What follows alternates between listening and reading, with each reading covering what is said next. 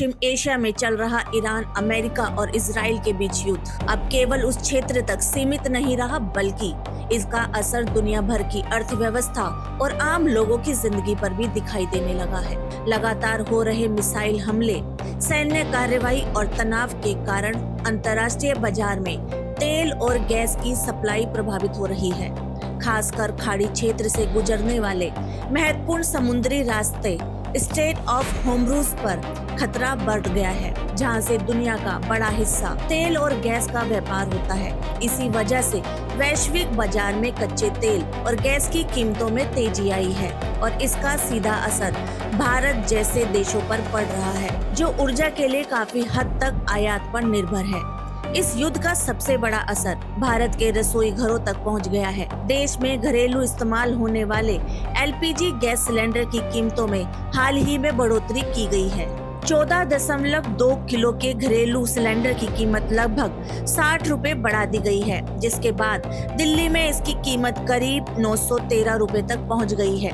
वहीं होटल और रेस्टोरेंट में इस्तेमाल होने वाले कमर्शियल सिलेंडर के दाम भी 100 रुपए से ज्यादा बढ़ गए हैं। इस बढ़ोतरी का कारण अंतर्राष्ट्रीय बाजार में ऊर्जा की कीमतों का बढ़ना और युद्ध के कारण सप्लाई चेन पर पड़ा असर बताया जा रहा है। इतना ही नहीं, गैस की बढ़ती मांग और जमाखोरी को रोकने के लिए सरकार ने एलपीजी सिलेंडर की बुकिंग के नियमों में भी बदलाव किया है।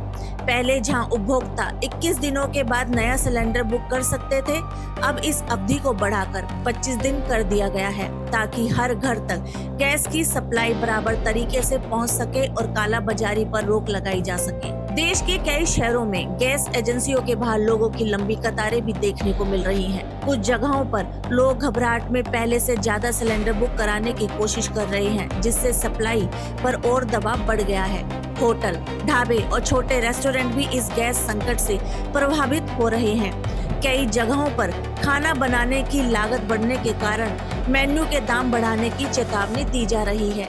विशेषज्ञों का मानना है कि अगर पश्चिम एशिया में चल रहा यह युद्ध जल्द खत्म नहीं हुआ तो आने वाले दिनों में तेल और गैस की कीमतों में और भी बढ़ोतरी हो सकती है। इसका सीधा असर आम जनता की जेब और देश की अर्थव्यवस्था दोनों पर पड़ेगा। फिलहाल पूरी दुनिया की नजर ईरान, अमेरिका और इजराइल के बीच चल रहे इस संघर्ष पर टिकी है, क्योंकि इसका असर सिर्फ सीमाओं तक नहीं बल्कि हर देश के घर घर तक पहुंच चुका है।